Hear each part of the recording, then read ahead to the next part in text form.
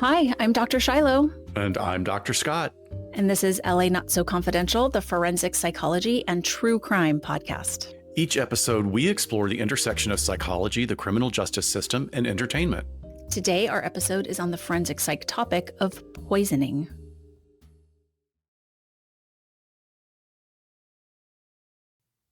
Welcome back, everybody. It is our second to last episode here for LA Not So Confidential.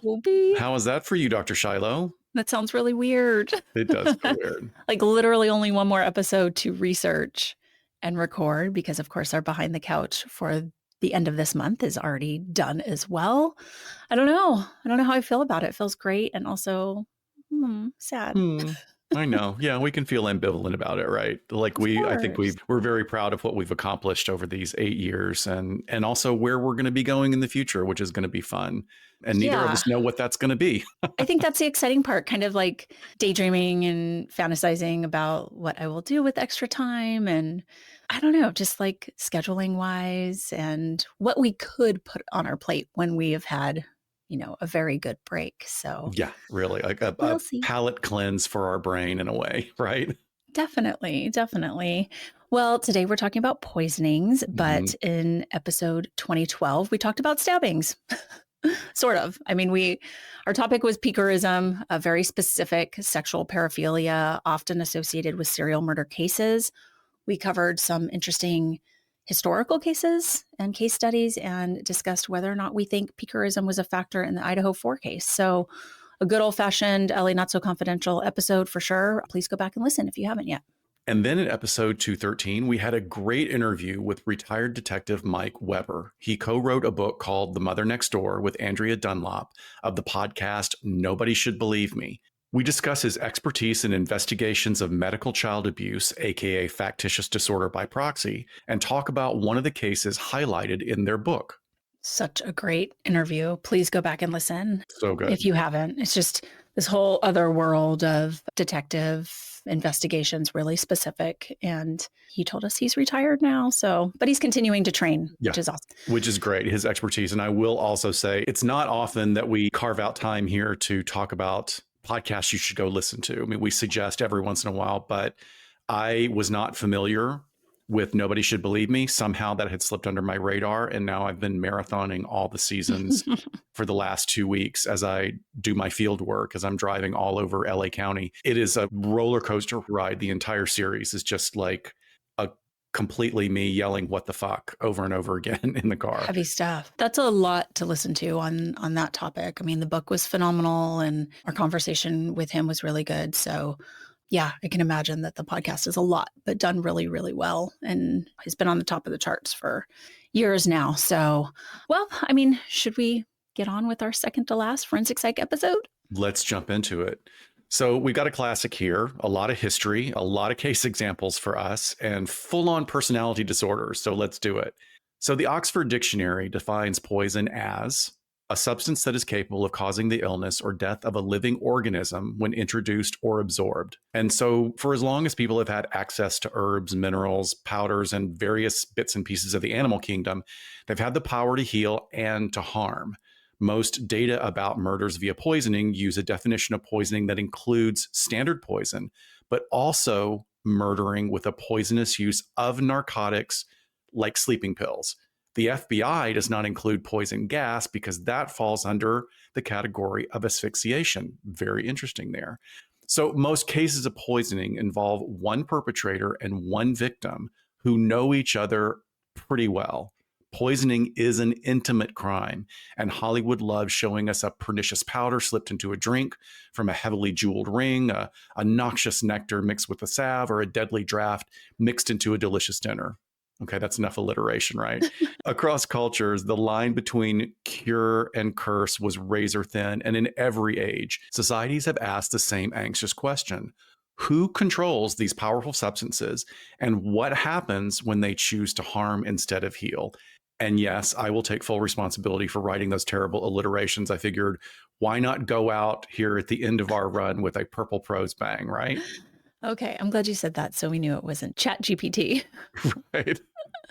Okay, so trigger warning for this episode. We don't get into the nitty gritty of much, but of course, we are talking about murder today, murder of family members, including children and the elderly, and then some descriptions and mentions of illness as a result of poisoning and what people have gone through.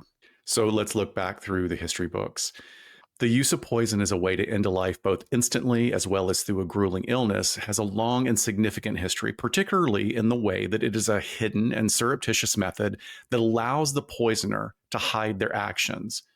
Poisoning's long and often covert history as a method of crime has evolved alongside societal shifts and scientific advancement in substances and the methods of implementation and delivery. In Egyptian texts, there are records of the use of snake venom, hemlock, and opium for healing, assassination, and self harm within the famous story of Cleopatra experimenting with various toxins on royal prisoners before choosing the asp as the most likely successful route to end her own life. And in ancient India, poison wasn't just a weapon, it was a specialized craft requiring a wide range of knowledge and skill.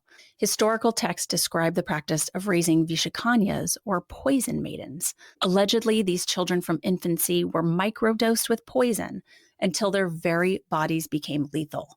Their kisses or even their touch was thought to be deadly. Indian military texts also detail pragmatic tactics like contaminating enemy wells and smearing arrows with toxins from snakes or rotting animal matter, basically biochemical warfare. The Chinese practice of gu poisoning arose from a practice where venomous insects and snakes were sealed in a vessel until only one survived. Allegedly, the resulting toxin was believed to cause wasting illness in enemies and was considered a form of black magic, often linked to women, of course, and marginalized groups in southern China. And while their goals were different, Chinese emperors seeking immortality would unknowingly cut their lives short by ingesting alchemical mixtures that contained substances like mercury, arsenic, or lead, a practice that bafflingly went on for centuries. I guess no one wants to say no to an emperor, right? Hmm, weird. Yeah, very strange and current, right? Yeah. At the same time, Eastern traditional medicine sometimes successfully operated on the principles that a practitioner used poison to attack poison. A verified version of this are classical vaccinations for smallpox and the flu. And at the other end of the medical spectrum are practices like homeopathy. At the same time, Greek physicians such as Dioscorides and Galen cataloged poisonous plants alongside remedies, underscoring the often incorrect belief that the line between medicine and poison was razor thin, and it was determined only by dosage and intent. So, if you wanted someone dead in ancient Rome without drawing a sword, you reached for venium. That one little word could mean medicine, a love potion, or straight up poison.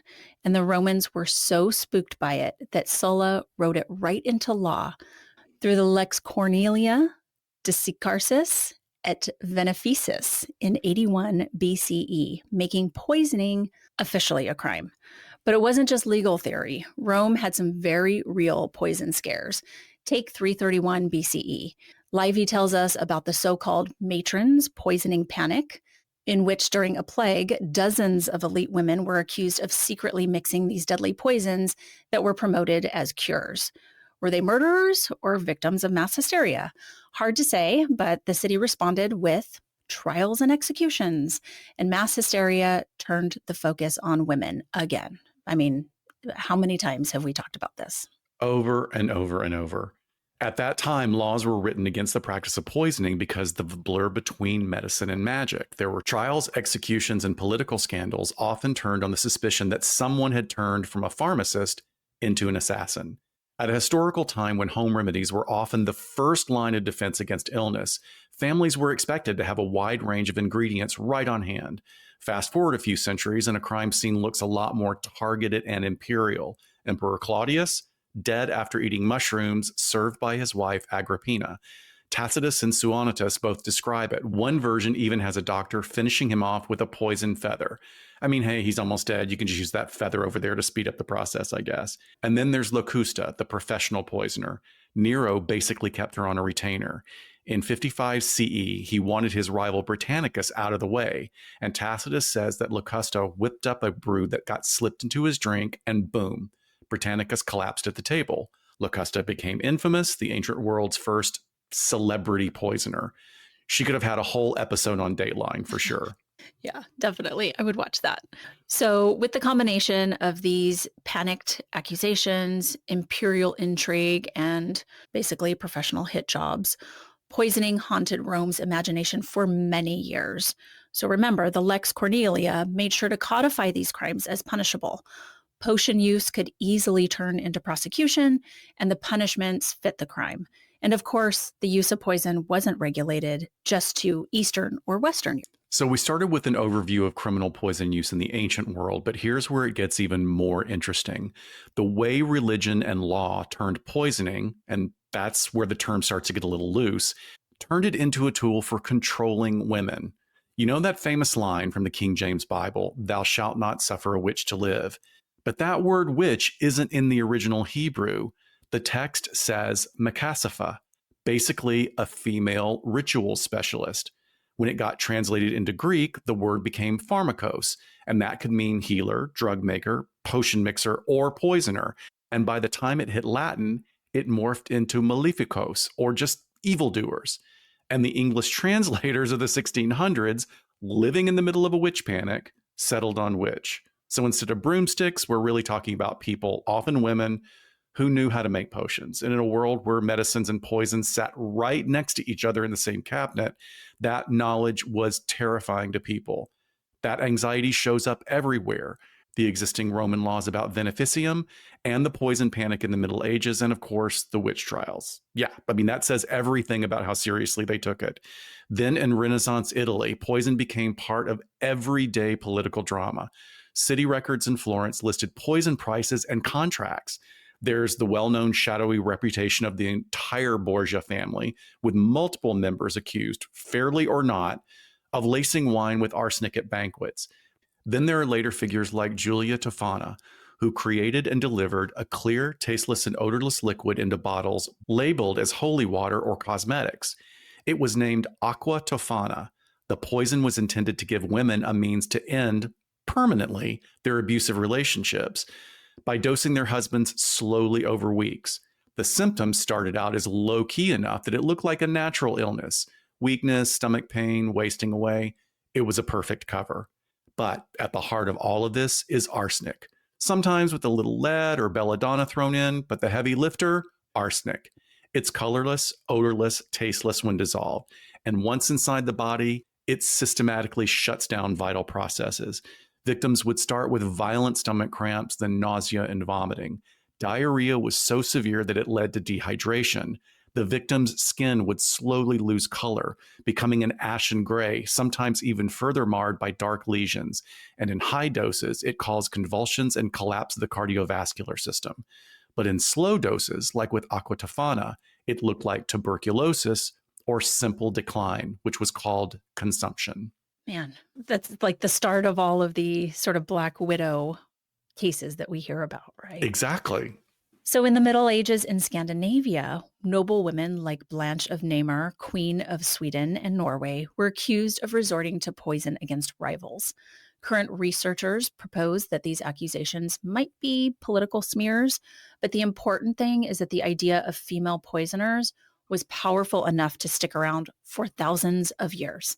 By the 1500s, England cranked things up with the Poisoning Act of 1530. It was so extreme that it made poisoning high treason.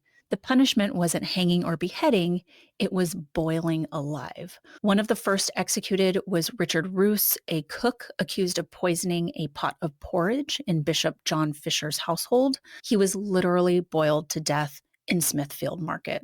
So, through the Middle Ages and Renaissance, poisoning wasn't just a crime, it was a cultural obsession, tangled up with witchcraft trials, royal scandals, and social control. And at the center of it all was the same anxiety we saw back in Rome: who controls the potions and what happens when that power is used to kill instead of cure. But a key historical event that is recorded are the accusations against Eleanor Cobham, Duchess of Gloucester, in 1441. She was accused of witchcraft and sorcery, including trying to poison King Henry VI through the use of her potions. And Eleanor ended up in prison for life. Whether or not the poison was really involved, the charge itself carried that lethal association with witchcraft.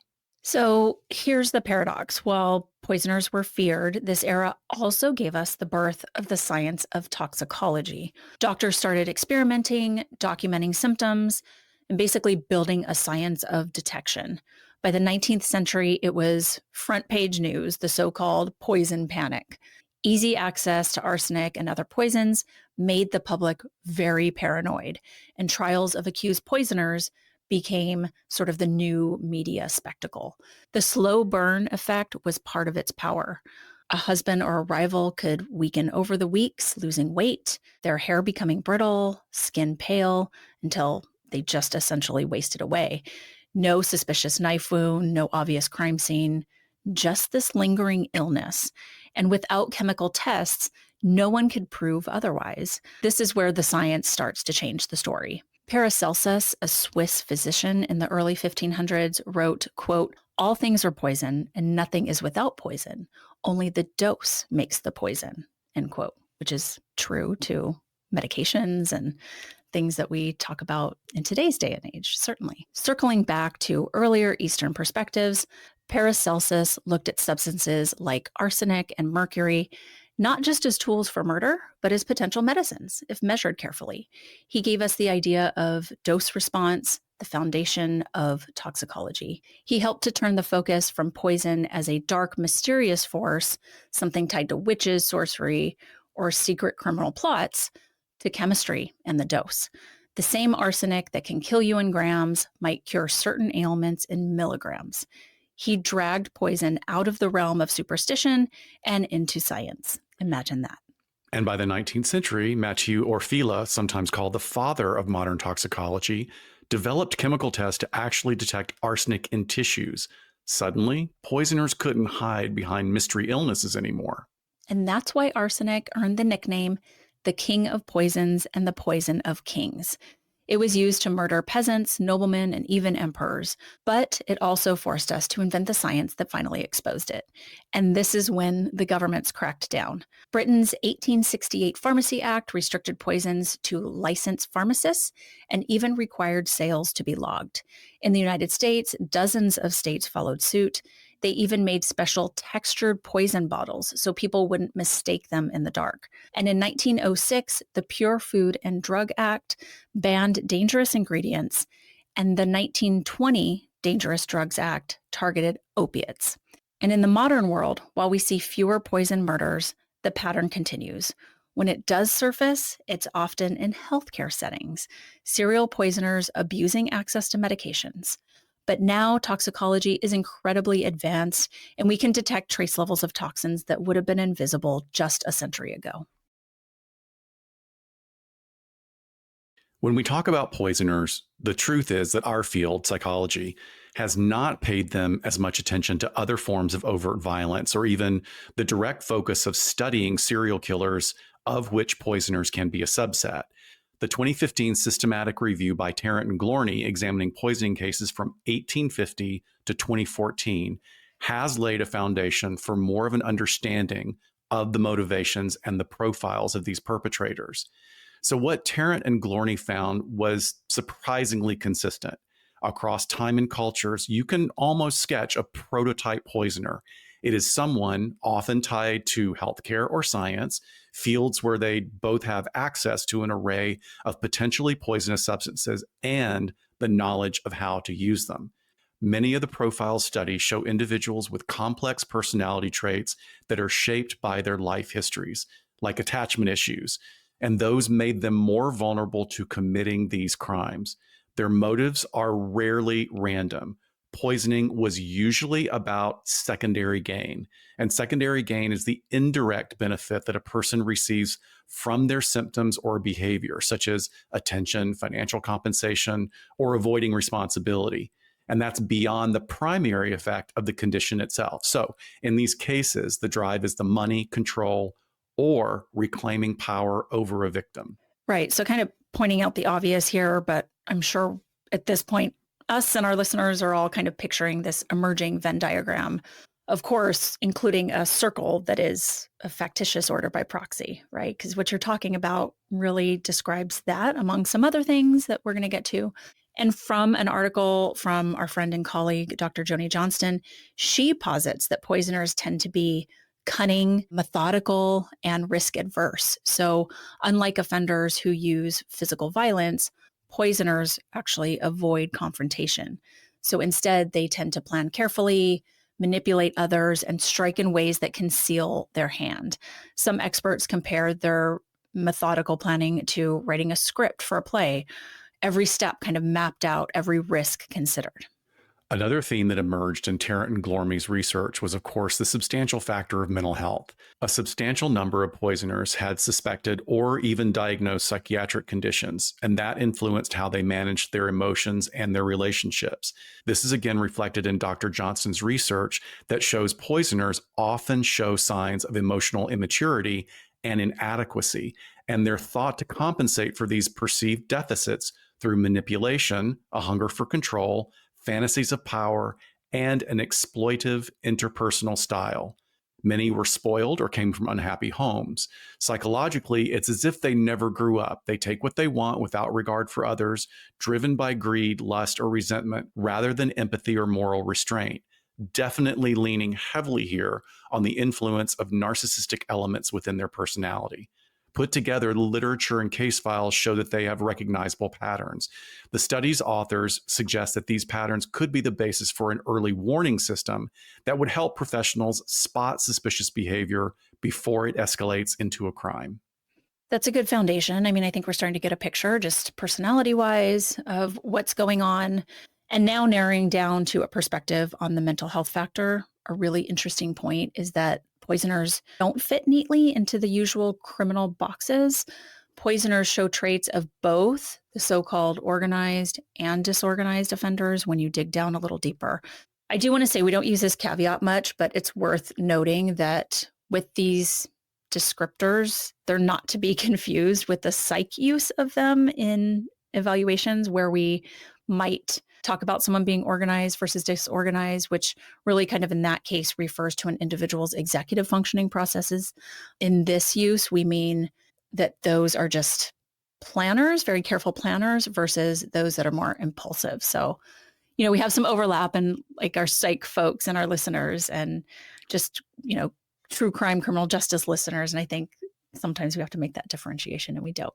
So having said that, on the organized side, they're meticulous, choosing poisons that are colorless, tasteless, slow acting, and really tough to detect, all while leaving almost no physical evidence behind. But at the same time, they can still behave in disorganized ways, acting erratically or leaving small clues that they didn't mean to. Successful poisoners are often calculating and deliberate, yet they still might slip up, either emotionally or maybe logistically or practically. Take Mary Ann Cotten, a nurse, go figure, who is often called Britain's first female serial killer in the 19th century. She poisoned at least 15 people, usually her own children and husbands, with arsenic. And for years, she got away with it by making their deaths look like natural illnesses. But her slip up came when she started talking too freely about collecting life insurance before her last victim had even died. That inconsistency raised suspicion, and toxicologists finally tested the bodies, finding the arsenic she thought was invisible. It's a classic example, careful planning on one hand and a careless human mistake on the other that brought everything crashing down. So when we turn to look at personality traits a little bit more closely and kind of start tying this in with what we know about criminal psychology, I think the discussions in our field, though often anecdotal, do commonly describe poisoners in certain ways. So generally throughout the literature, you're going to see them described as cunning, remorseless, and even greedy, especially when it does come to financial gain and these stories of collecting life insurance policy after life insurance policy. But we also see them described as calculating about their timing, like knowing, really doing the research and knowing how long the toxin will take to act, and then also preparing alibis accordingly. So to this extent, it's probably not surprising that they're also described as being highly intelligent and methodical in studying poisons and planning. So they're having to utilize dangerous substances that could harm them too, right? So there has to be really this careful planning and execution so they don't end up becoming a victim of their own deadly aspirations here. We also see in the research that they tend to exhibit those dark triad traits that we've talked so much about before, especially Machiavellianism, that cold-hearted detachment that really leads to manipulation being something easy for them, an easy skill for them. And then the psychopathy, of course, that callousness, really having that strategic deceit about them to go through with this. Additionally, the literature shows that they're highly deceptive, emotionally detached, and again, very, very strategic, especially when it comes to gaining some sort of personal advantage in their life. So this is really interesting because we're talking about how there is some research, but there's not a lot. And it's very clear this is one of those situations where for so many years, for a couple of thousand at least, people have been able to do this in the shadows. So we don't have the data. How many people that we thought over the years that died of tuberculosis, which was rampant for years until antibiotics came along? How many people before, or even when arsenic and lead testing became quantified, when they could actually do it, that means you would have to be in an area where you could test for that, right? In a city. I mean, if you're in a rural area, the local country doctor, is he really going to be able to do that, right? So fascinating stuff here about something that's just been hopefully, I mean, I think actually one of the things, the points we get to is how difficult it is to get away with it now. But the history of it, I think, is always going to have a little bit of mystery to it. But we do have a really great example, and this one has been done several times in various forms of media, in true crime and podcasts, and even some sort of investigation discovery type shows, is the case of Dr. Harold Shipman. And I really like using him, even though he's been talked about a lot, because he's a perfect nexus of personality disorders and poisoner profiles. And he was a British family medicine practitioner. Like I said, he's been profiled on many true crime shows, but we would be remiss in leaving him out of this. On the surface, Shipman was everything that you would want in a doctor. He was calm, methodical, always professional, and so old school at the time that these crimes were happening that he spent a significant portion of his practice doing house calls. Now, on one hand, you would think, that's wonderful. Look how much he cares about his clients, that he actually goes out into the field and goes to people's homes, something that really just doesn't happen today unless you're rich enough to afford concierge medicine. But it also was part of his profile. The more you're going into people's homes, the more you have control over the environment, right? But that was the kind and compassionate facade that covered up one of the most prolific serial killers in modern history. Shipman was alleged to have murdered hundreds of his patients, often elderly women, by quietly, calmly, and methodically administering lethal doses of diamorphine, which in medical terms is medical heroin, although he was only convicted of the murder of 15 of his patients.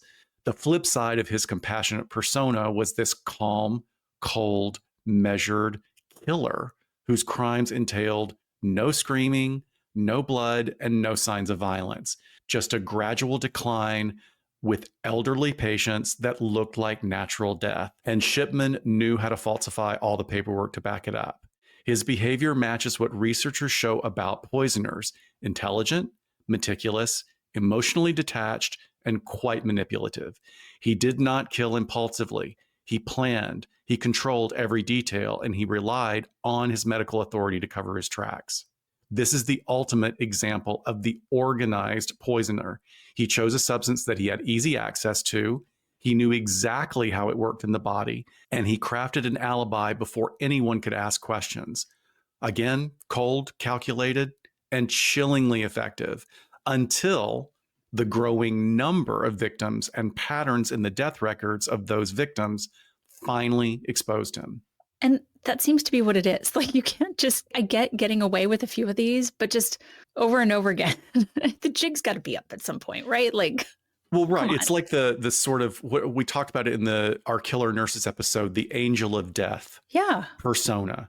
Like, is there some part of him that thought that he was doing these elderly people a favor? Not so much, because he was also known to have taken trophies and some financial stuff from them as well. I mean, I also say, like, and this is anecdotal on my part as a clinician, but you look at pictures of him and there is something that's really creepy about him. Like, Mm. I guess you could see him as like this bespectacled, bearded, tweed wearing doctor with the big black bag as this calm authority figure. But I find him to be, at least the pictures I've seen, to be quite unnerving. Yeah, it's interesting because here we have kind of laid the foundation for the literature that we have, but I think there's some other things that kind of come up when we think about poisoners. Like this question of is it lore, is it not? It just ends up like spoiler alert, this is all over the place. Like we do have sort of a Yeah, profile in a sense, right? But it is used in so many different ways and types of crimes, some that we can't even like cover today. right. But I think one of those that we need to address here is kind of that lore about women always using poison or being way more likely than men to use poison when they kill. And to set the scene, you need to know that poison is really only used in less than 0.5% of all murders. So Right. what we're talking about is already incredibly rare. That we know of. Like, but that's Yes, the only well, carve sure. out and caveat from that. But your point is very well taken. And again, just to be clear on the basics, men commit 90% of murders, and 2/3 of the time they use, guess what? Hmm. Firearms, right? Women also use firearms half of the time when it comes to murder, but they also use knives, they beat their victims, or they use blunt objects. Poison is actually the sixth most common way that women kill. So, in a sense, because men use guns so much of the time, yes, it is more popular for women to use poison than men. But in raw numbers, we can say that men kill more often with poison because they're killing way more often, right? I Yeah. think that's the important science to get in there. It is. I mean, this is, you start looking into this or hearing us talk about this in too much depth, and you're like, wait a minute, what? But a way to frame this and why we have been led to kind of believe this trope is to think of it as men kill more often with poison, but is definitely more so a weapon of choice for women, especially if you do some statistical analysis and remove the firearms from it altogether. Similarly, and I find very interesting, drowning is more common for women, as we have covered in previous episodes on women who kill, especially in cases involving their own and sometimes multiple children. But aside from gender, some other interesting breakdowns: white women are more likely to kill with poison, and perpetrators are generally not targeting victims of other races. Largely, of course, due to the odds that still in this day and age, the closest to you are generally going to be the same race. Just to circle back to the little dip into biblical history or biblical translation history that we talked about earlier, one of the things that I forgot to mention there is that the big push in that final translation in the King James Version, thou shalt not suffer a witch to live, was pointedly directed at women because women were becoming more powerful through the church. Yeah. Women made up the bulk of, abbeys and nuns, and they were providing lay services. So this was a way to pull some power back. And also, women were becoming landowners. So it's Mm. like, hey, we can't have women owning land. Let's accuse them of this and accuse them of that and get our power back. It's just another, Yeah. subjugation of gender roles throughout And then history. all of a sudden you have Maleficent with Yes, the exactly. variations of the terms, right? Exactly. So, but based on where you were going with the gender breakdowns, killers over 30 are more than twice as likely to use poison. That is fascinating to me. But poison is used to kill the youngest and the oldest victims. Sons and daughters are the most common male and female victims to be murdered with poison.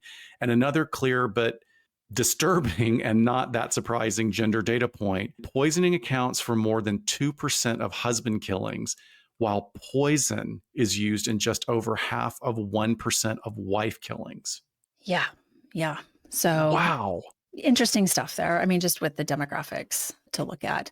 Yeah, and it makes you think about all those episodes that have been used on different crime shows and different podcasts where a husband or a wife will use antifreeze to poison. Like, Yeah. oh, my husband's just getting sicker and sicker. Oh, my wife is just getting sicker and sicker. And then they, CSI goes through the garage and they find like a big old case of open bottles of antifreeze. Oh, Yeah. I mean, we had one just a couple years ago here in Southern California. I think it was Orange County. We don't cover it in this episode, but the woman was poisoning her husband's breakfast cereal, I think, every morning. And I don't know if, I think he eventually set up a camera and it showed her pouring it right in his cereal every morning. Breakfast of champions. Oh my God. Well, But thank goodness maybe he watched The Sixth Sense and knew maybe, to put a maybe. camera in I there. don't know.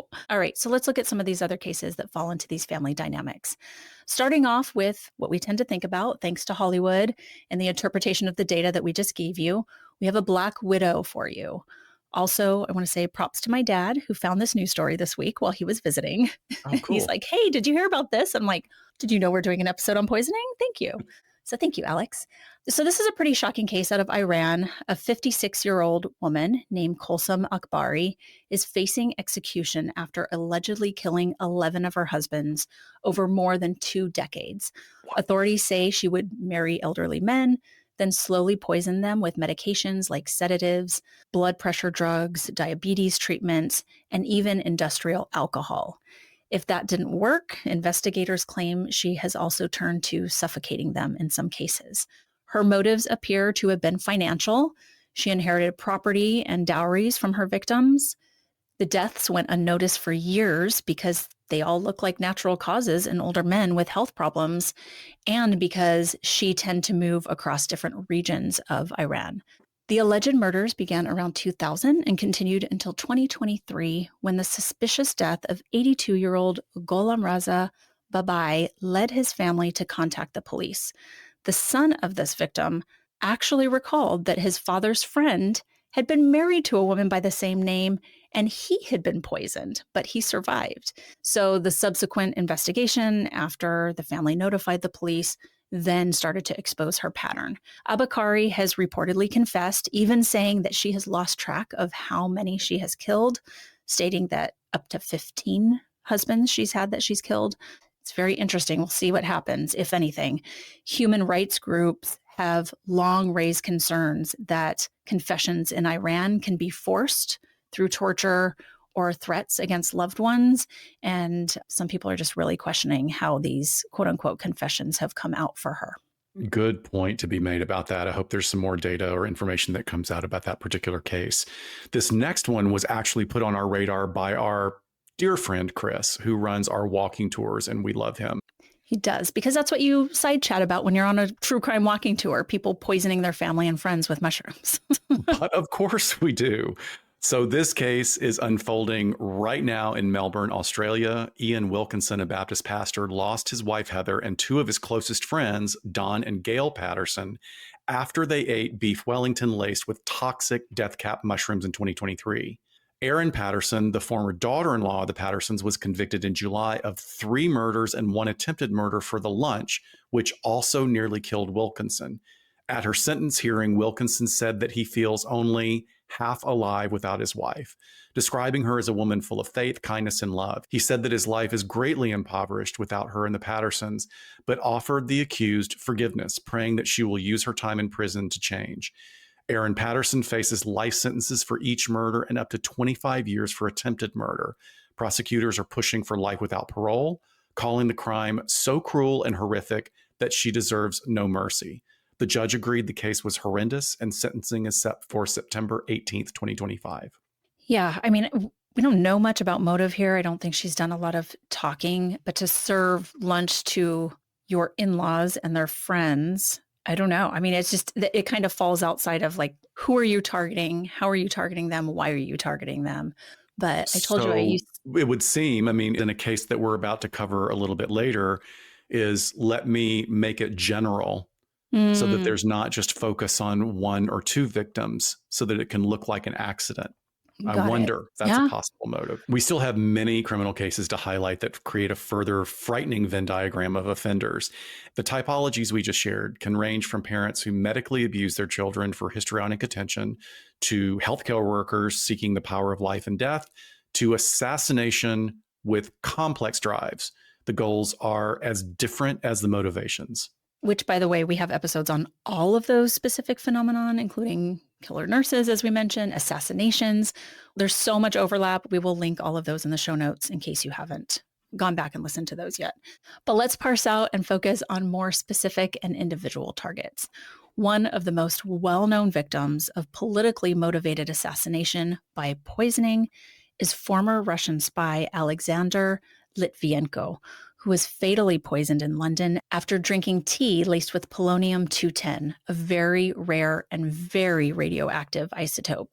Litvinenko was a former officer with the Russian Security Services, the KGB, and later the FSB, Russia's primary domestic security and counterintelligence agency.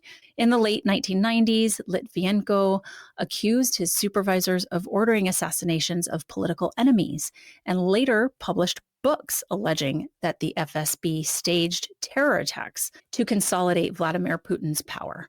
For that, he became a target, fleeing Russia in 2000, receiving asylum in the UK, and then began working with British intelligence while continuing to publicly criticize the Kremlin.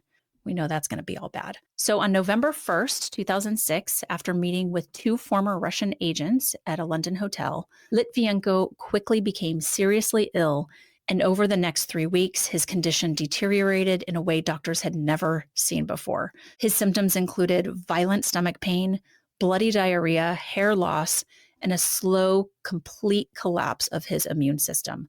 The toxin used in this instance, of course, took a turn from the regular range of poisons.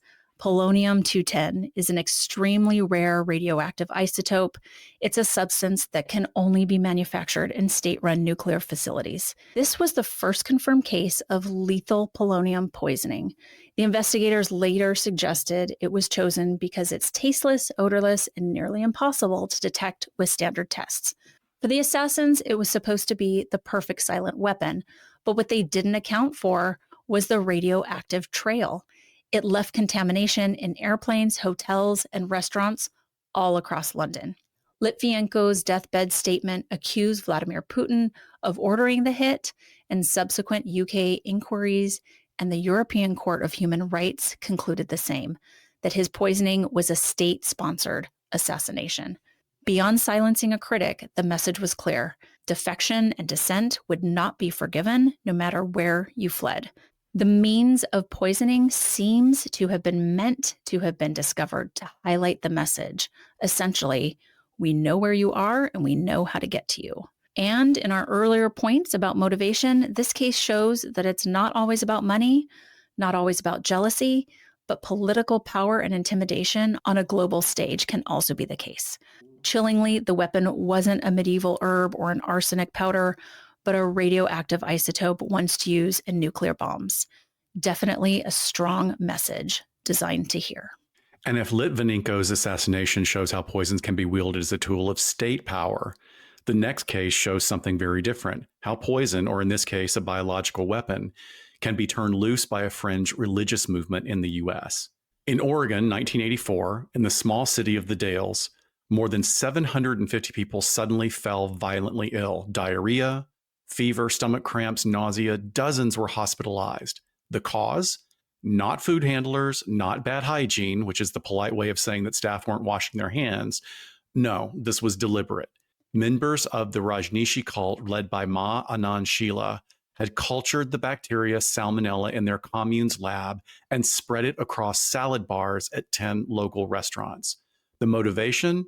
Power at the ballot box. The Rajneeshis had already taken over a nearby town, renamed it Rajneesh, and wanted to extend control by winning county elections. Their plan was simple: sicken the vote in population so that their candidates would win. It was the first large-scale bioterrorist attack on U.S. soil. This particular example shows a great deal of calculation, planning, and implementation. The cult members bought the bacteria from a medical supply company, grew it in their own labs, and tested it first by dosing county commissioners with contaminated water. When that worked, they went bigger. Salad bars, salad dressings, even doorknobs at government offices. Their nickname for the mixture was salsa. Fortunately, no one died, but hundreds of people were incapacitated. People stopped eating out, they stayed home, and felt like prisoners in their own town, leading to many businesses being closed. And of course, fear and distrust ran through the community. Investigators later uncovered glass vials of salmonella in the Rajneeshi labs, confirming the deliberate plot. Sheela and her lieutenant, Ma Anand Pooja, were eventually convicted and served prison time, unlike Shipman's need for control or Litvinenko's political silencing. Here it was about manipulating democracy itself, weaponizing illness to sway an election. And see, when most people think of cults and poisonings, they think they're doing it to their people within. Their own This is such an members, right? outlier. Most people, when they think of poisonings in America, immediately picture the 1982 Chicago Tylenol murders. 7 people dead from cyanide-laced capsules pulled right off drugstore shelves. But because that case was never solved and the motive remains a mystery, and because it's been covered very widely, we're going to turn instead to the Stella Nickel case, which gave investigators both a culprit and a clear motivation in a similar case. So Stella Nickel's case is the one that finally put real legal teeth behind tamper-evident packaging. In June 1986, her husband Bruce Nickel died after taking extra-strength Excedrin at home near Seattle. 6 days later, bank manager Sue Snow died the same way. A federal jury later found that Nickel had laced gelatin capsules with potassium cyanide and staged a random public tampering scare to disguise her husband's murder as an accident. She became the first person convicted under the federal anti-tampering statute and drew a 90-year sentence. I mean, no doubt, probably gaining inspiration from the Tylenol murders. Investigators initially struggled. Bruce's death was first chalked up to natural causes. The picture changed when officials tied Snow's death to cyanide and then found another tainted bottle that had come from the Nickel home. The FDA and FBI broadened testing and, amid a nationwide alert, identified a handful of contaminated bottles in the region. 2 of them traced to Nickel's possession, cementing the theory that someone had seeded store shelves to create the illusion of a random poisoner. Forensics and paper trails closed the loop. At autopsy and at the lab, examiners detected cyanide spiked with green crystals, and the color of those crystals matched an aquarium algicide that Nickel bought and used at home. This was an unusual choice for a poison that became her signature modus operandi. And of course, subpoenaed library records showed that she checked out books on toxic plants and poisons. FBI analysts later lifted her prints from cyanide-related encyclopedia pages. And this is the kind of stuff, minute but substantial circumstantial evidence, that juries tend to find persuasive because each piece points in the same direction. And this was 1986, way before forensics files. Motive evidence was pretty clear-cut. Nickel had multiple life insurance policies on Bruce with a double indemnity payout for accidental death. Her adult daughter told investigators that before the murders, Nickel had talked about wanting Bruce dead and had tried foxglove, also known as digitalis, in capsules, and she had openly discussed how insurance money would change their lives. That testimony, paired with the product tampering stagecraft, framed the killings as calculated bid for secondary gain, money and freedom, rather than a spree. So, what do you think this leakage was about? That's shocking to me that she told the adult daughter because, we're talking about someone who's really falling into the category we were talking about earlier, right? Deliberate. She's doing the research, very, very organized. But yet we said sometimes they slip up in the weirdest ways. I don't know what this is about. What do you thoughts? I don't know. I think it's fascinating because in threat assessment, you always want to look at leakage. In fact, one of the biggest cases right now is the most recent school shooting, which is horrific and in the news right now as we speak. There was so much leakage. This person was posting daily, right? Yeah. But in moments like this, it's not so clear cut. It's wondering, was she hoping that her daughter would talk her out of it? Mm. Was she hoping for a co-collaborator? Was she hoping for an alibi or permission? I don't know. But I think it's very interesting and not so uncommon. We hear about this, especially when it's familicide or, partner murders like this. Sure. Yeah, I'm not sure. I'm leaning towards just generally it seems to be a way to see if people will catch on and then start asking questions, what's wrong, or pull some attention back to them. Yeah, put some sort of obstacle in place so they actually won't do it. Yeah. Which we see with homicidal and suicidal leakage. Being that it was an adult daughter, I don't know. I mean, I guess I'd have to know more about the dynamics and the relationship to really see there. But obviously the daughter wasn't keeping that secret. But as we said, so Nickel presented as a highly organized, instrumental poisoner. Indicators include advanced research. She had gone to the library, like physically, if they're pulling fingerprints off encyclopedias, method selection, right? Something that was odorless, tasteless, was able to put into capsules. She also had scene control and staging, so being able to place bottles to kind of simulate that random seating and tampering in the stores. And then financial trigger, insurance, right? She also had that double indemnity insurance plan. So she was very, very organized. So maybe her lapses, I don't know, stem from a lack of general knowledge in that area that we kind of take for granted today after, we're immersed in true crime all the time, but she didn't totally cover her tracks. In court, the judge called the crimes to be with exceptional callousness and cruelty, which tracks with a sort of power and control narrative more than with passion or grievance, even.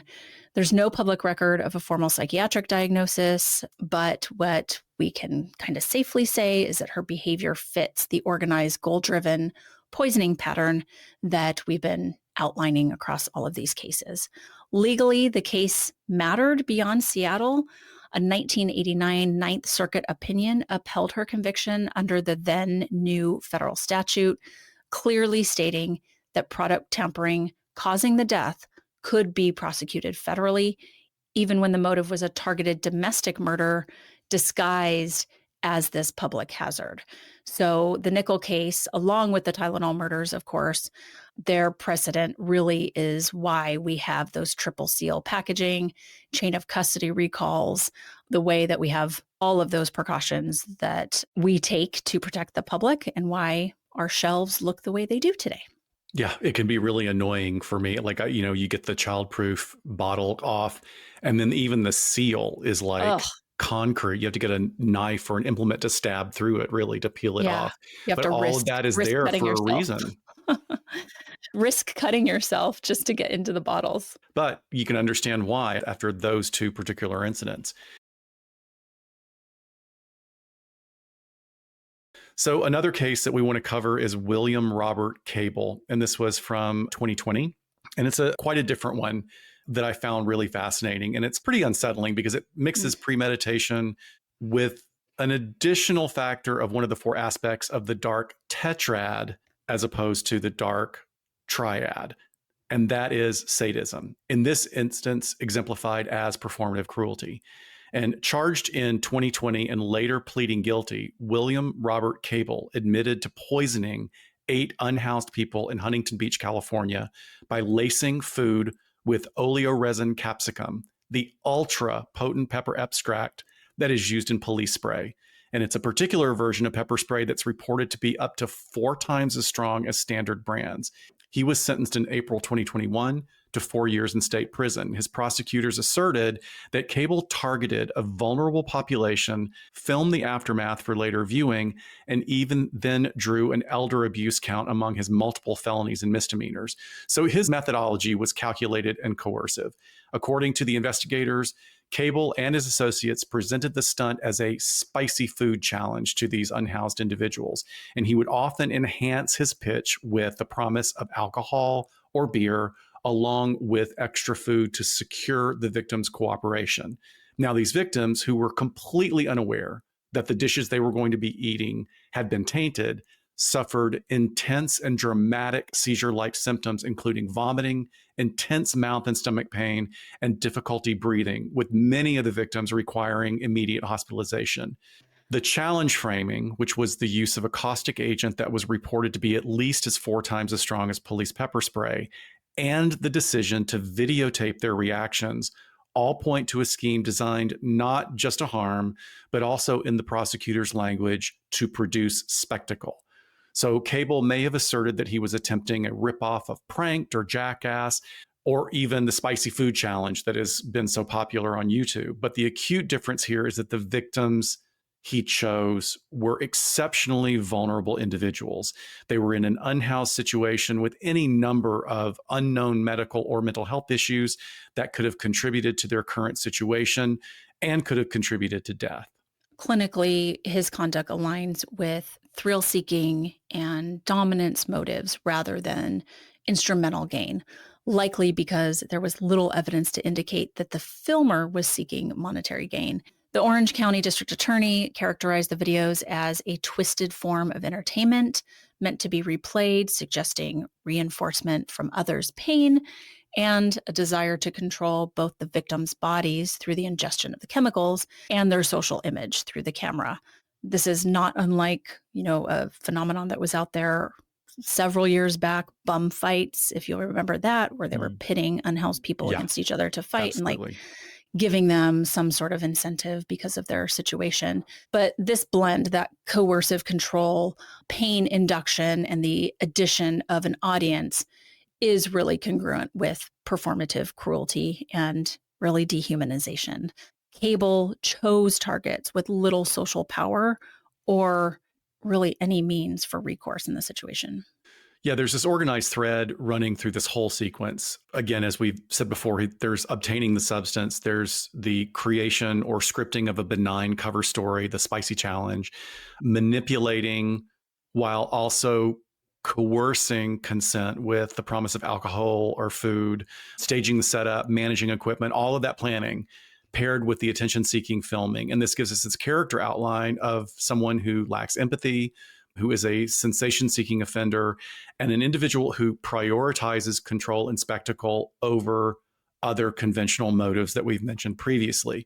So he faced up to 19 years if he was convicted at trial, but he only received 4 years on a plea, which is pretty lax given the crimes, but it still sent a message about targeting unhoused communities with chemical harm for entertainment. This case also underscores how challenge culture can be weaponized, and we've seen it in the ice bucket challenge, where really cruel bullies would find a mentally challenged peer and fill the bucket full of refuse, if not excrement or urine. I mean, it's just horrible situations like that. Yeah, definitely. In this case against Cable, it also included misdemeanor counts for contributing to the delinquency of a minor, indicating that some younger participants were present or maybe involved. Interesting, because that's like another cue to perhaps dominance, right? Like, how is he involving other people? Which also doubles as like audience building inside this offender's own peer network. When you then add in the elder abuse charges, which I think was really smart and good for the prosecutors, this is a clear example of opportunistic victimization focused on multiple kind of quote unquote perceived low resistance groups. So I think if anything, that case is awful. Thank you for finding it though, just to kind of put an extra little spin on, well, essentially what we started with, what the definition of poison is and how it can be harmful in several different ways. But I think if anything, we use more case examples in this episode than we tend to do in our normal ones, but they're just all over the place. I mean, Right. bioterrorism, swaying elections, spies, either specific targeted victims, random victims being targeted. I mean, thank goodness it is so rare. And we threw out that statistic, but this could truly be one of the most terrifying means of murder that we've covered. Yeah. I mean, there's lots of media examples. I won't go down with a long list of names, but I'm a huge fan of Hammer Horror Films, which is a British production company from the 50s, 60s, 70s, and it's still around, doing some really great classic sort of monster movies. And there's always like some, buxom vixen who has a jeweled ring that she clicks the ruby open, and there's like a poison that she puts in a goblet of wine or something. So there's something that I think it connotes seduction in the way it's portrayed.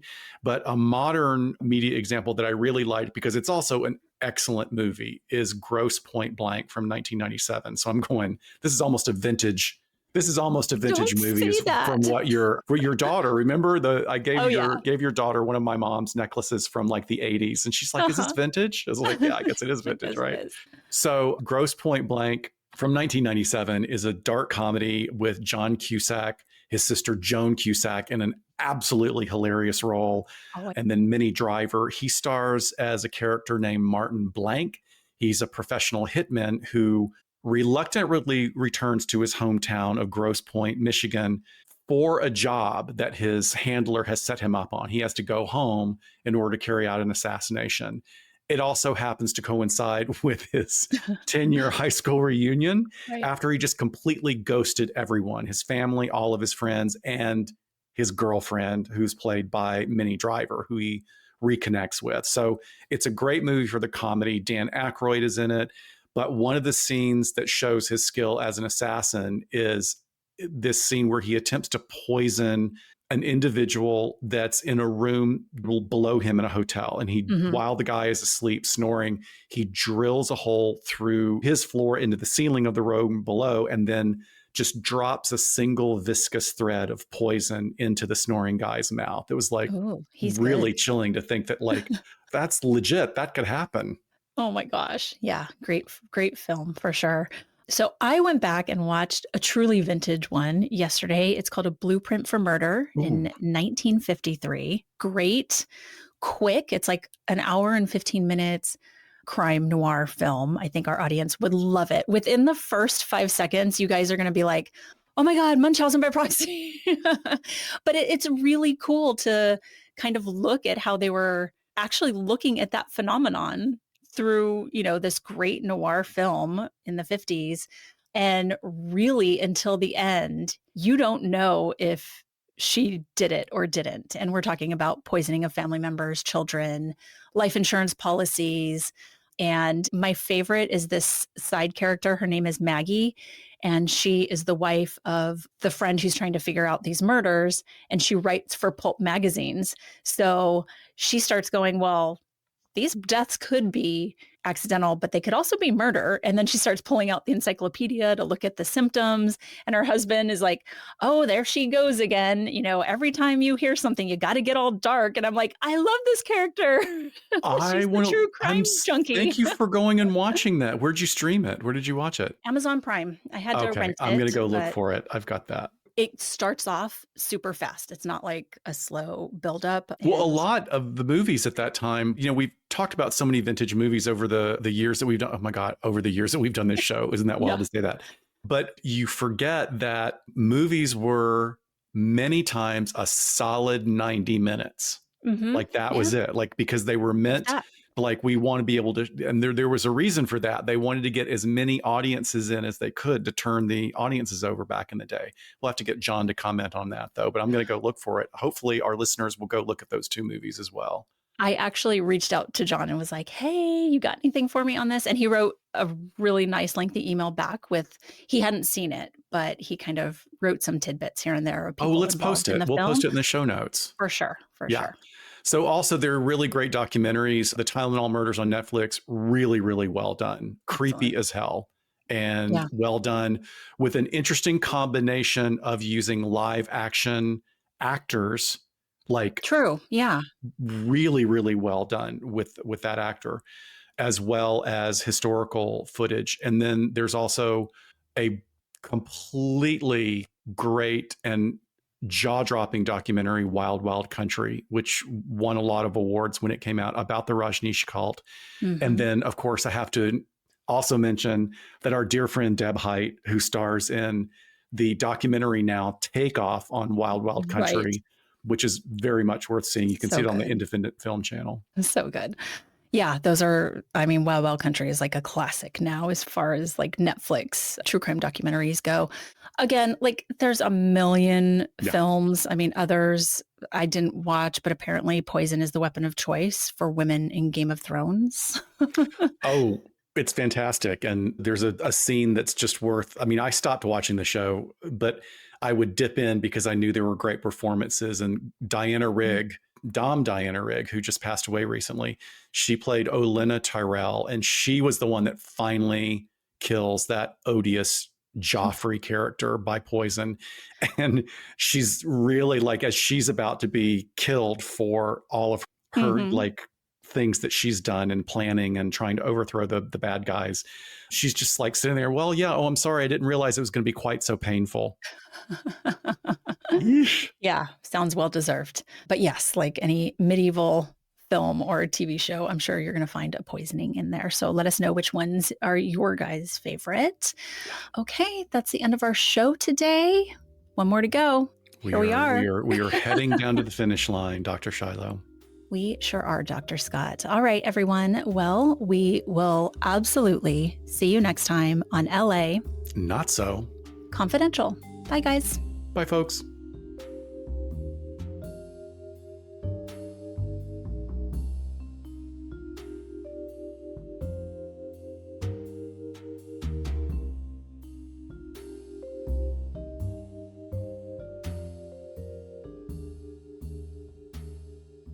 We sincerely thank you for spending some time with us today. LA Not So Confidential is part of Alienist Entertainment and the Crawl Space Media Network. Each episode is hosted, produced, and written by Dr. Scott and Dr. Shiloh. Our post-production editing and sweetening magic is handled by the multi-talented Jason Usry of Ear Cult Productions. Our theme music, entitled Cool Vibes Film Noir, is composed and performed by the talented Kevin MacLeod. He graciously allows us to use his music via a Creative Commons attribution license. Please check out all of Kevin's amazing work on YouTube. All of the resources for each episode can be found on our website at www.la-not-so-confidential.com.